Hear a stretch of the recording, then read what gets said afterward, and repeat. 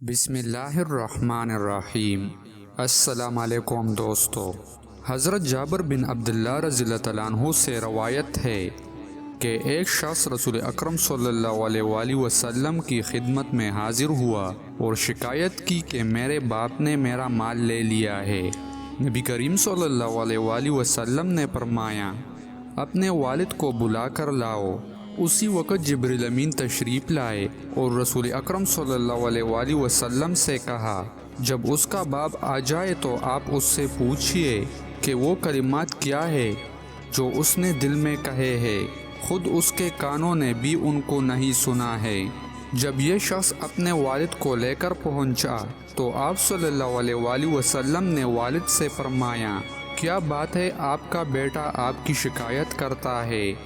کیا آپ چاہتے ہیں کہ اس کا مال چھین لے؟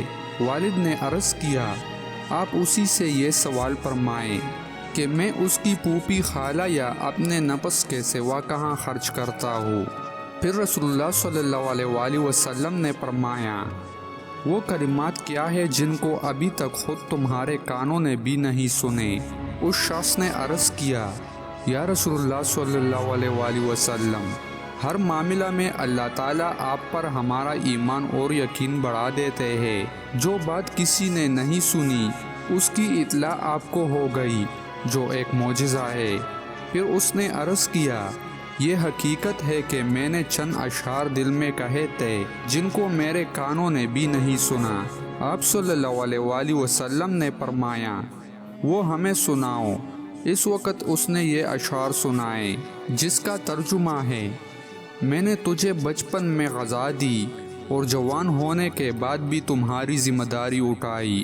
تمہارا سب کھانا پینا میری ہی کمائی سے تھا۔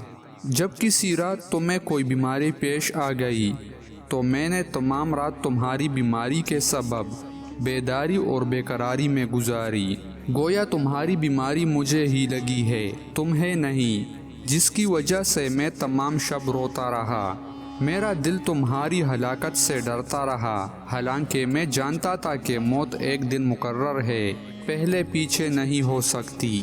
پھر جب تم اس عمر اور اس حد تک پہنچ گئے جس کی میں تمنا کیا کرتا تھا تو تم نے میرا بدلہ سختی اور سخت کلامی بنا دیا، گویا کہ تم ہی مجھ پر احسان و انعام کر رہے ہو۔ کاش اگر تم سے میرے باپ ہونے کا حق ادا نہیں ہو سکتا تو کم از کم ایسا ہی کر لیتے جیسا ایک شریف پڑوسی کیا کرتا ہے۔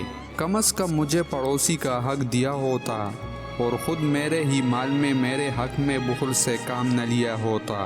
رسول اکرم صلی اللہ علیہ وآلہ وسلم نے یہ اشعار سننے کے بعد بیٹے کا گریبان پکڑ لیا اور اسے فرمایا، جا تو بھی اور تیرا مال بھی سب باپ کا ہے۔ بزرگوں نے فرمایا ہے کہ جتنے حقوق العباد ہے ان میں سب سے مقدم حق والدین کا ہے، اس سے واجب الاحترام حق دنیا میں کسی اور کا نہیں ہے، کیونکہ اللہ تعالیٰ نے والدین کو انسان کے وجود کا ذریعہ بنایا ہے، اس لیے ان کا حق بھی سب سے زیادہ رکھا ہے۔ یاد رکھیے، اس دنیا میں جتنی محبتیں اور تعلقات ہیں، ان تمام محبتوں اور تعلقات میں انسان کی کوئی نہ کوئی غرض وابستہ ہے۔ اس دنیا میں بے غرض محبت نہیں ملے گی سوائے والدین کی اولاد کے ساتھ جو محبت ہوتی ہے، وہ بے غرض ہوتی ہے۔